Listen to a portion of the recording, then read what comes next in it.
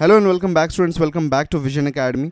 सो देखिए SSC MTS, okay, अगर कोई भी स्टूडेंट है जो कि एसएससी एमटीएस के लिए तैयारी करना चाहता है, सो फाइनली उसका नोटिफिकेशन कल के दिन में 27 ऑफ जून को रिलीज़ हो गया था। ठीक है, तो एसएससी एमटीएस का नोटिफिकेशन आ चुका है, इसमें 4887, ओके, इतने वैकेंसीज आए हुए हैं एमटीएस के लिए।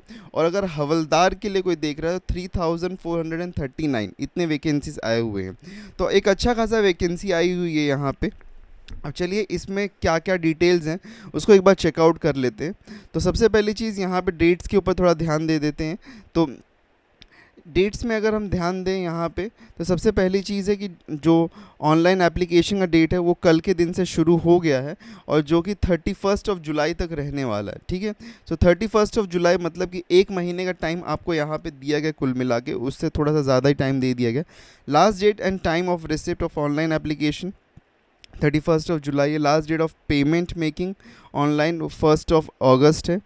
ठीक है, dates of window for application form correction and online payment of correction charges. ठीक है, तो अगर आपको करेक्शन करना होगा तो करेक्शन के लिए भी डेट्स यहाँ पे ऑलरेडी दे दिए गए, 16 अगस्त टू 17 अगस्त, मतलब 2 दिन का आपको टाइम दिया जाएगा यहाँ पे। वो 2 दिन के टाइम में आपको जो भी करेक्शन करने होंगे आप करेक्शन को कर सकते हैं, एंड जो भी करेक्शन की एक फ़ीस रहेगा उसको आपको पे करने की ज़रूरत पड़ेगी। ठीक है, तो आप फीस आपको भरना पड़ेगा। एग्जामिनेशन का डेट अगर हम देखें तो एग्जामिनेशन डेट बोला जा रहा है कि अक्टूबर या नवंबर। तो एक्सपेक्टेड है कि अक्टूबर नवंबर अगर कहा जाए तो अक्टूबर के 15 अक्टूबर के बाद में ये होगा, और नवंबर में जा सकता है। ठीक है, तो अभी देखो, अभी अगर हम ध्यान से देखें यहाँ पे, तो अभी जून एंड हो रहा है, जुलाई है हमारे पास में, अगस्त है, सितंबर है, फिर अक्टूबर भी हाफ है हमारे पास में। तो लगभग 3.5 महीने अभी भी आपके पास में बचे हुए हैं।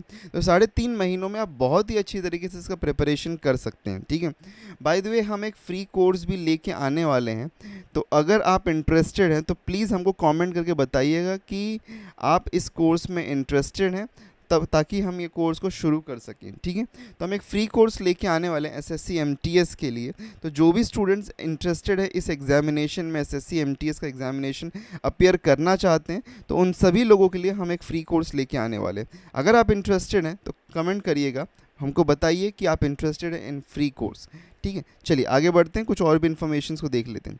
वैकेंसीज़ के बारे में ऑलरेडी मैं आपको बता चुका हूँ। एमटीएस मल्टीटास्किंग जो स्किल वाली है उसमें, सॉरी, मल्टीटास्किंग स्टाफ, ओके, जो कि नॉन टेक्निकल स्टाफ होता है। उसके बाद में हवलदार में 3439 है।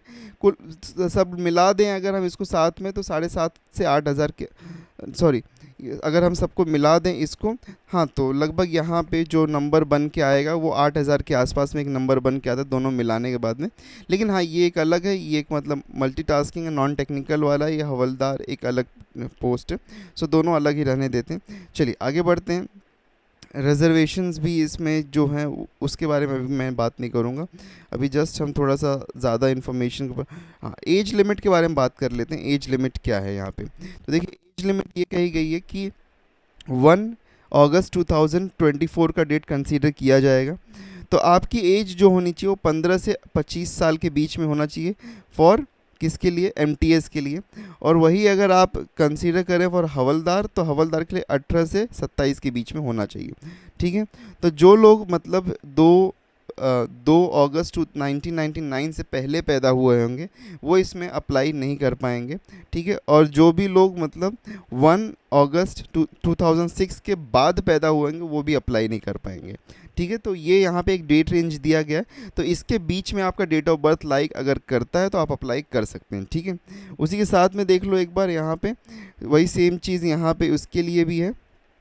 अगर हम 27 की एज यहाँ पे कंसिड्रेशन कर रहे हैं तो देखो यहाँ पे हवलदार के लिए क्या दिया गया, 2 अगस्त 1997, तो ये आपका मतलब स्टार्टिंग डेट होना चाहिए, और 1 अगस्त 2006 ये आपका मतलब लास्ट मैक्सिमम डेट कंसीडर होगा। इसके बीच में कहीं ना कहीं आपका, अगर आप हवलदार के लिए अप्लाई कर रहे हैं तो इसके बीच में आपका डेट ऑफ बर्थ लाई करना चाहिए। ठीक है, तो ये 2 यहाँ पर डेट्स हैं, इंपॉर्टेंट डेट्स मैंने आपको बता दी है सभी के लिए।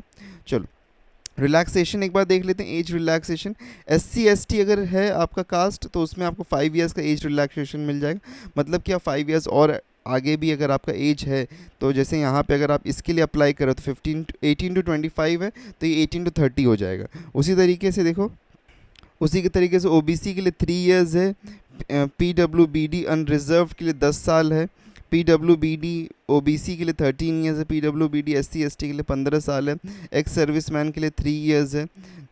फिर इस तरीके से यहाँ पे ये सब हैं। चलो आगे बढ़ जाते हैं। अभी हाँ, एक चीज़ और जो इम्पॉर्टेंट है वो ये है कि date of birth filled by the candidate in the online application form and the same recorded in the matriculation or the secondary examination certificate will be accepted by the commission for determining the age and no subsequent request for the change will be considered or granted.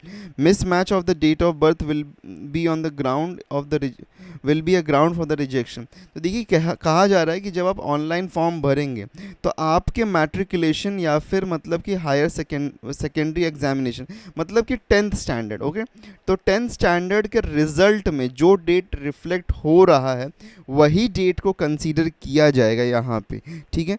तो उसमें अगर आप कुछ भी गलती कर देंगे तो उसमें आपको चेंज करने का ऑप्शन नहीं, तो इसीलिए बोला जा रहा है कि इसको बहुत ही ध्यान से फिल करना, बहुत ही ज़्यादा ध्यान से फिल करना, बिकॉज चेंज करने का ऑप्शन नहीं मिलेगा।